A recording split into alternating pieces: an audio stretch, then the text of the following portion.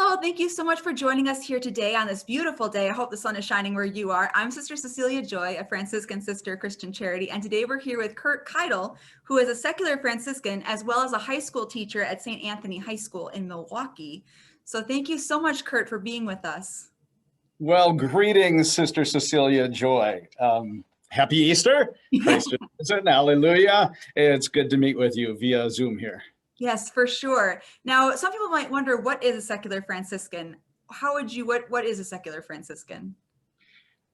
A secular Franciscan is a member of the secular Franciscan order. We are a worldwide order in the church. We're actually the largest part of the Franciscan family. We're kind of like a little hidden treasure. When most people think of Franciscans, they think of the friars. Secondarily, possibly the sisters like yourself, but actually we secular Franciscans, we're the lay Franciscans. We compose 90% of the Franciscan family worldwide. But yet when people think of Franciscans, they don't think of the lay people. So as lay people, we can be single, we can be married. We don't live in community as the friars and the sisters do. We have our own separate jobs. Those who are married raise their families. And secular Franciscans belong to fraternities. So the fraternity is the local meeting, the local gathering or organization of secular Franciscans in a particular region. So for example, I belong to St. Josephat fraternity in Milwaukee, Wisconsin. So there in the Milwaukee area, there are several fraternities, and that's where we will gather monthly in order for prayer, in order to continue our ongoing formation, and then to strategize and work on our upcoming apostolates and ministries throughout the Archdiocese. Wonderful. Now, how did God call you to this particular Franciscan family? Well, let's see. Ever since I was at Catholic elementary school, I always felt drawn to St. Francis. I was inspired by his love for creation, his care for the poor and the outcast. And it's when I was a seminarian at St. Francis de Sales Seminary here in Milwaukee, and taking classes at Pius XI High School, which, by the way, is staffed by the School Sisters of St. Francis. The theater director there urged me to see the movie Brother, Sun, Sister, Moon.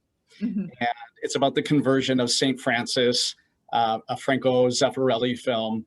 And at that same time, and that had a moving impact on me, especially the scene of Francis encountering the lepers, which is towards the beginning of the movie, and Claire is feeding those lepers.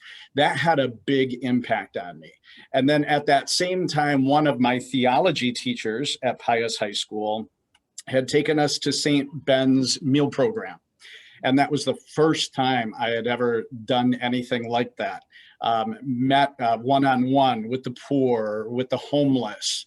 And she was a secular Franciscan as well. So when we did a follow-up of the meal program experience, I asked her more about what this secular Franciscan order is all about. And so she brought me to my very first gathering of secular Franciscans, and that's where I found out more about it. I guess I've always been inspired by those words of Jesus from the San Damiano crucifix, which I have one on my desk. And there's one behind me as well, too.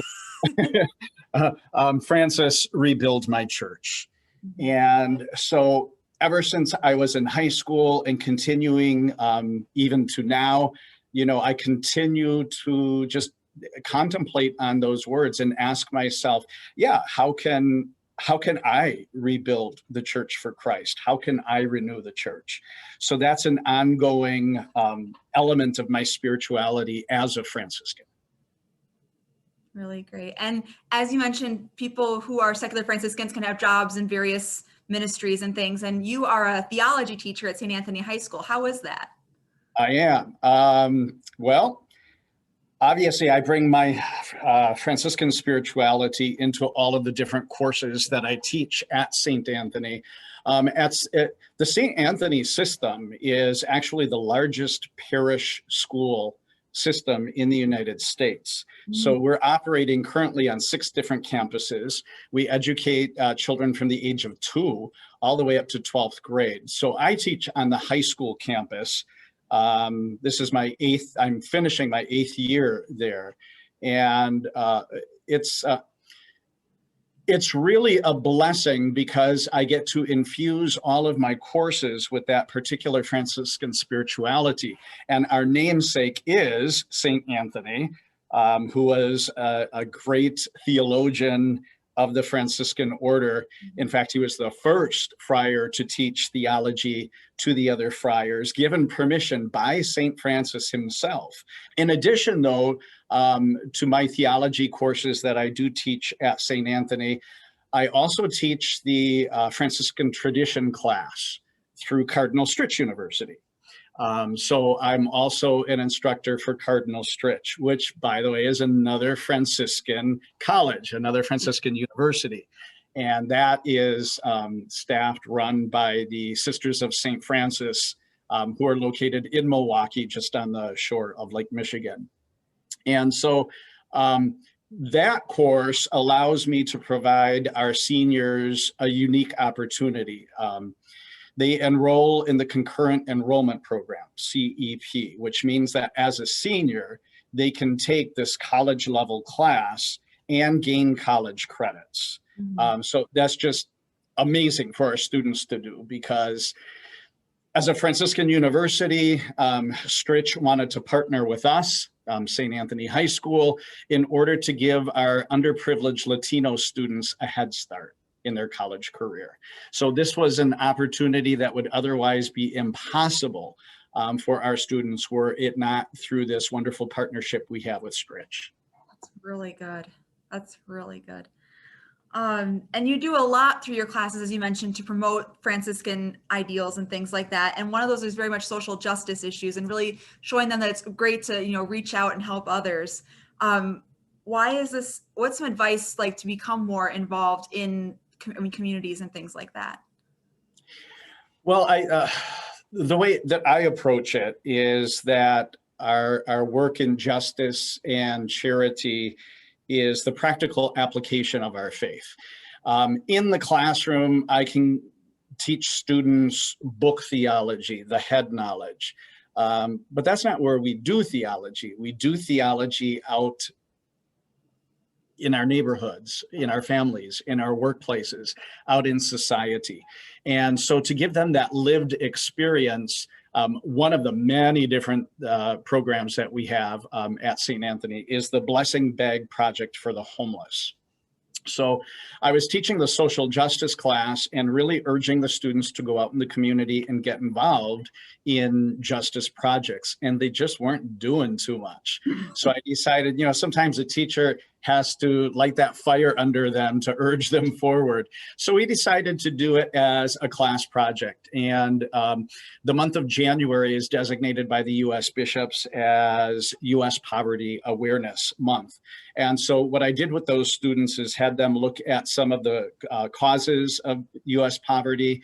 And then we began to discuss different ways that we can help to alleviate the poverty situation, even here locally. And that's where I came up with the project. So the Blessing Bag Project basically is providing personal hygiene items and gloves and hats and socks for the homeless.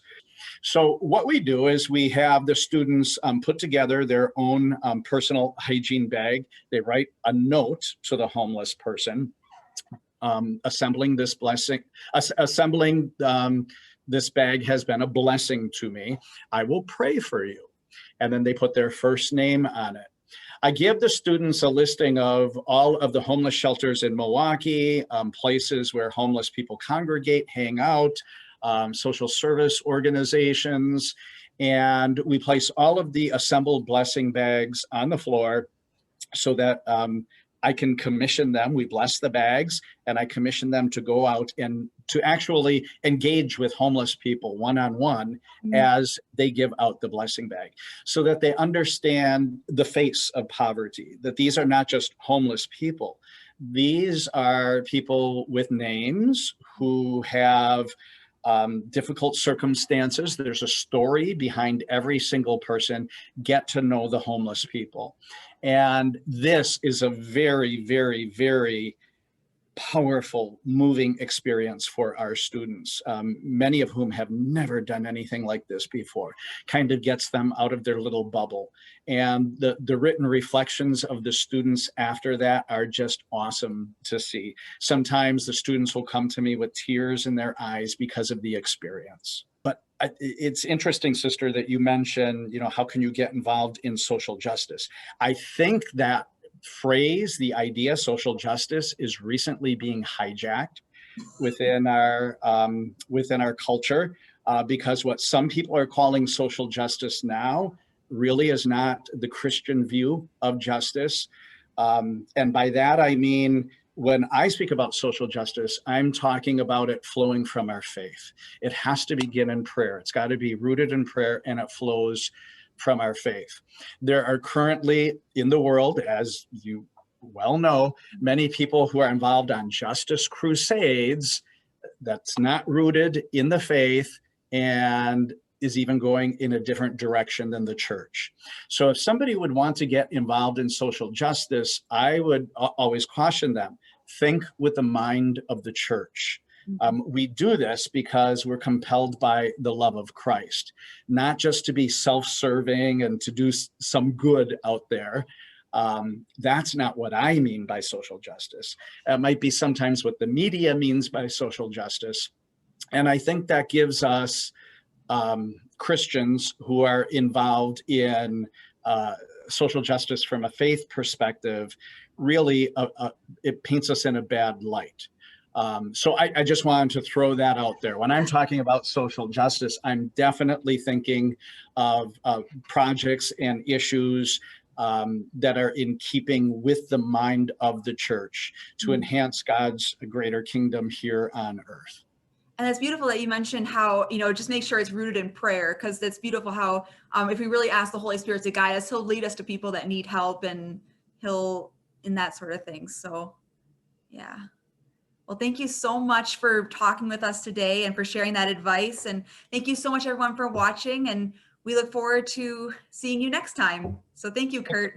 Yeah, it's been my pleasure, sister. God bless to everyone. And anybody who's interested in the secular Franciscans, you could just look them up online, do a Google search, and hopefully it will show you a fraternity near you. If you're in the Milwaukee area, check out our St. Josaphat fraternity. We meet at St. Josaphat Basilica, which is run by the Conventual Franciscans on 6th and Lincoln. Yay. Definitely. I'll have to set a link in the description for sure. So thank you so much, everyone. Bye. God bless.